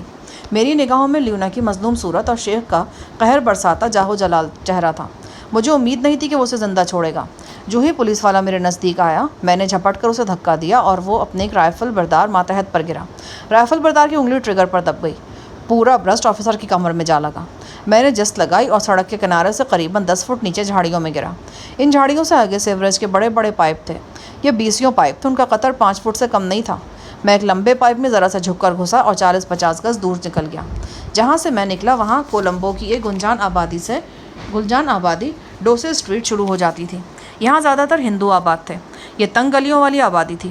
اکثر مکانات 2 یا 3 منزلہ تھے۔ میں ایک مرتبہ پہلے بھی اس علاقے میں آ چکا تھا۔ ان پیش در پیش گلیوں میں دوڑتا چلا گیا میں۔ مجھے اپنے عقب میں پولیس والوں کا شور سنائی دے رہا تھا۔ انہوں نے 2-4 ہوائی فائر بھی کیے۔ یہ دوپہر کا وقت تھا۔ گلیوں میں چہل پہل تھی۔ میں نے ایک ہاتھ سے اپنا زخمی کندھا دبایا ہوا تھا۔ راہگیر مرد و زن حیرت آمیز خوف سے میری طرف دیکھتے اور جلدی سے میرے لیے راستہ چھوڑ دیتے۔ میرے اور پولیس والوں کے درمیان یہ دوڑ مختلف گلیوں میں قریباً 3 منٹ تک جاری رہی۔ ایک جگہ میرے عقب میں پولیس کی سیٹیاں سن کر 2 تامل نوجوانوں نے مجھے پکڑنے کی کوشش کی، مگر میں جس کیفیت میں تھا وہ 2 کے بجائے 6-7 بھی ہوتے تو شاید مجھے پکڑ نہیں سکتے تھے۔ ایک نوجوان نے مجھ پر ایک کہانی راڈ گھمایا۔ میں نے بھاگتے بھاگتے جھک کر اس کا وار بچایا۔ دوسرے نوجوان کی تھوڑی پر مکہ رسید کیا۔ وہ اچھل کر ایک بند دروازے سے جا ٹکرایا اور ساکت ہو گیا۔ ایک پھرتیلا سا تامل انسپکٹر کافی تیز بھاگ رہا تھا اور میرے نزدیک پہنچ گیا تھا۔ اگر میں تیزی سے گلیاں نہ بدل رہا ہوتا تو شاید وہ مجھ پر فائر بھی کر گزرتا۔ ایک موڑ مڑنے کے بعد مجھے ایک ادکھلا دروازہ نظر آیا۔ میں اس میں گھس گیا۔ یہ گھر ایک پرانی حویلی جیسا تھا۔ سامنے ہی پوجا کا کمرہ نظر آیا۔ وہاں موجود بتوں کو دیکھ کر فوراً اندازہ ہو گیا کہ میں ایک ہندو گھرانے میں گھسا ہوں۔ برآمدے میں 2 بچے جھولا جھول رہے تھے۔ مجھے دیکھ کر ان کے منہ کھلے رہ گئے۔ ایک جواں سال لڑکی رنگدار ساڑی پہنے جسم کو ہلکورے دیتی سیڑھیاں اتر رہی تھی۔ مجھے دیکھ کر اس نے گھسیانی چیخ ماری اور لڑکھڑا کر رہ گئی۔ گھر کے اندر سے پکوانوں کی خوشبو اٹھ رہی تھی۔ میں حویلی کے ایک دروازے سے داخل ہوا اور دوسرے سے نکل گیا اور ایک دوسری گلی میں پہنچ گیا۔ اس گلی میں داخل ہوتے ہی ایک موٹی برہمن زادی سے میری ٹکر ہوئی اور اس کے ہاتھ سے مٹھائی کا تھال پھسل کر دور تک لڑک گیا۔ موٹی برہمن زادی کی اسٹیریو ٹائپ چیخوں کو نظر انداز کرتا ہوا میں دوڑتا چلا گیا۔ کہیں پاس ہی شور سنائی دے رہا تھا اور باجے گاجے کی آوازیں آ رہی تھیں۔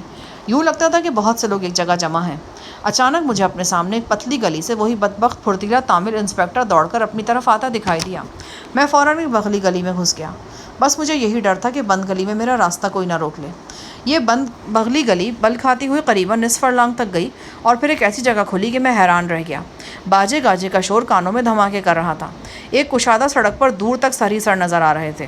اچانک مجھے اندازہ ہوا کہ میں ہولی کے ایک بڑے جلوس کو دیکھ رہا ہوں۔ یہ سینکڑوں لوگ تھے۔ ان کے کپڑوں پر رنگوں کی بوچھاڑیں تھیں، چہرے پر بھی رنگ ملے ہوئے تھے۔ عورتوں کی ساڑیاں رنگدار پچکاریوں سے بھیگی ہوئی تھیں۔ کچھ ٹولیاں ڈھولک بجا رہی تھیں۔ ڈھولک کی تھاپ پر ہولی کھیلنے والے اندھا دھند ناچ رہے تھے۔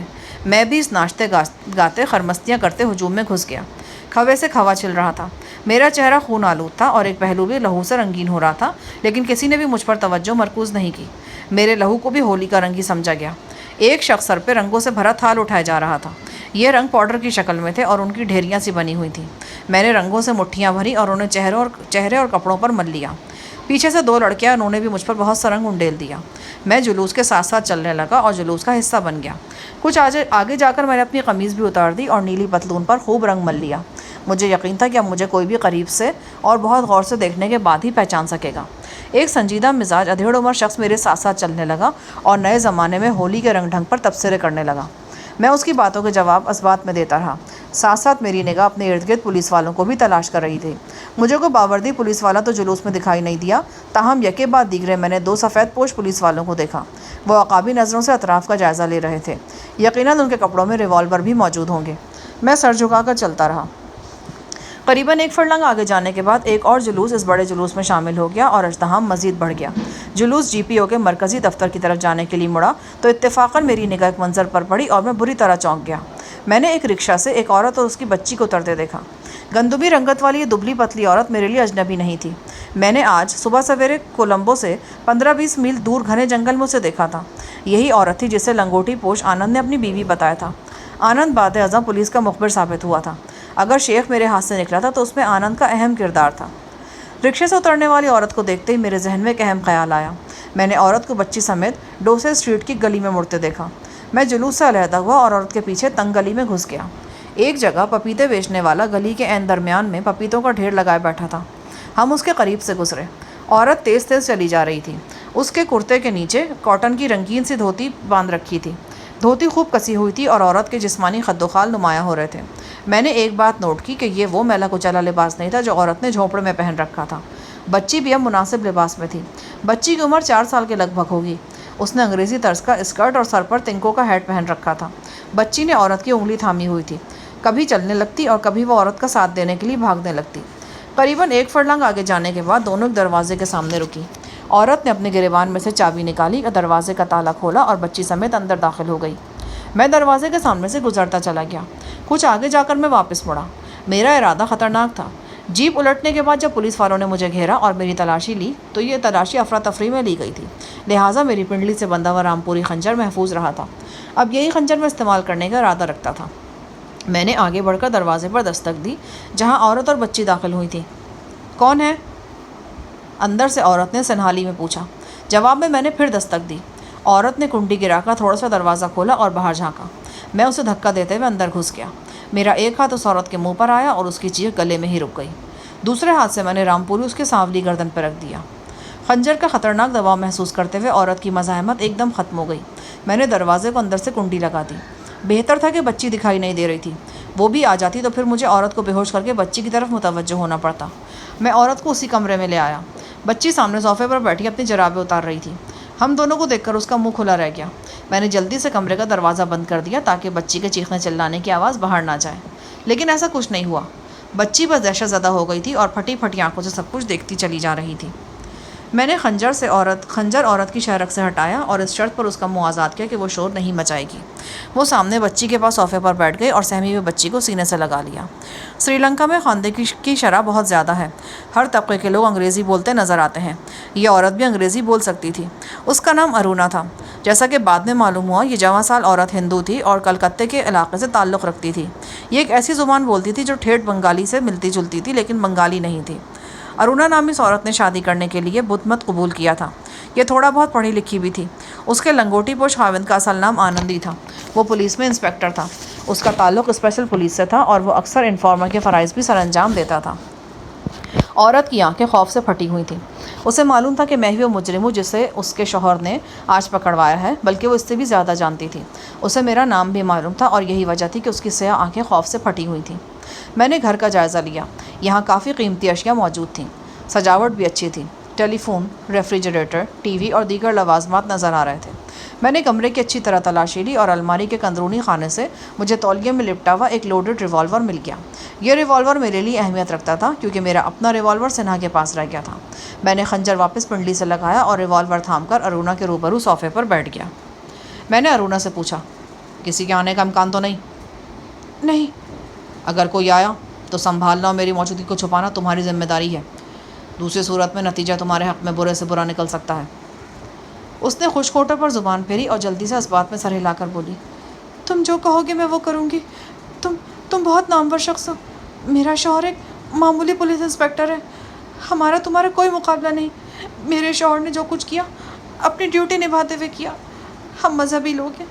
میرا بھائی بھکشو ہے۔ میں بدھا کی قسم کھاتی ہوں۔ ہم لوگ وہاں 10-15 ہفتے سے موجود تھے۔ جیل سے کچھ قیدی فرار ہوئے تھے۔ کولمبو پولیس ان کا کھوج لگا رہی ہے۔ آنند کی ڈیوٹی لگائی گئی تھی کہ وہ دیہاتی کے بھیس میں وہاں موجود رہے۔ ہمارے تو وہم و گمان میں بھی نہیں تھا کہ وہاں تم سے ملاقات ہو جائے گی۔ تمہیں کیسے پتہ چلا کہ میں وہاں موجود ہوں؟ اخباروں میں تمہارے اور تمہارے ساتھیوں کے بارے میں خبریں چھپ رہی تھیں۔ مقامی پولیس میں بھی تمہارا بہت چرچا تھا۔ پہلے فرسٹ اسٹور میں آتش زدگی کی خبر آئی۔ کچھ لوگوں کا خیال تھا کہ یہ کارروائی مسٹر شیخ عاصم کے پرانے دوست شاہ جہان نے کی ہے۔ اس میں 3 لوگ بھی قتل ہوئے تھے۔ ان قتلوں کی خبریں بھی اخباروں میں کئی روز سے آتی رہیں۔ پھر مسٹر عاصم کو ان کے 2 گارڈ سمیت اغوا کر لیا گیا۔ اس کے بعد پولیس کے حلقوں میں یہ بات وشواس سے کہی جانے لگی کہ شاہ جہان کولمبو میں موجود ہے۔ ایک لمحہ توقف کر کے عورت نے ایک بار پھر خشک ہونٹوں پر زبان پھیری اور بولی، کل رات جب تم اور شیخ گاڑیوں پر آگے پیچھے وہاں پہنچے اور کچھ دیر بعد کھو کے اندر سے لڑکی کی چیخوں کی آوازیں آنی شروع ہوئیں تو ہم بری طرح چونک گئے۔ اس کے بعد وقفے سے تمہارے اور شیخ کے درمیان مکالمہ ہونے لگا۔ ان مکالموں میں شیخ نے کئی بار تمہیں جہانی کہہ کر پکارا۔ تم نے بھی شیخ کو اس کے نام سے مخاطب کیا۔ آنند سمجھ گیا کہ تم لوگ کون ہو۔ آنند کے پاس ایک لمبی رینج کا ٹرانسمیٹر موجود تھا۔ وہ ٹرانسمیٹر پر کولمبو میں رابطہ کرنے کی کوشش کرتا رہا، لیکن رابطہ نہ ہو سکا۔ وہ جھوپڑے سے نکلنے کا سوچ بھی نہیں سکتا تھا۔ بعد ازاں تمہارے گارڈ سے جھوپڑے کا کھوج لگا لیا اور آنند کو پکڑ کر تمہارے پاس لے گئے۔ تم نے ہمیں جھوپڑا خالی کرنے کا کہا۔ ہم جھوپڑا خالی کر کے جیپ میں جا بیٹھے۔ ٹرانسمیٹر اس وقت بھی آنند کی لنگوٹی میں موجود تھا۔ جیپ سے کچھ فاصلے پر درختوں میں جا کر آنند نے پھر کوشش کی اور ایک مضافاتی پولیس اسٹیشن سے اس کا رابطہ ہو گیا۔ اس کے بعد جو کچھ ہوا وہ تمہارے علم میں ہے۔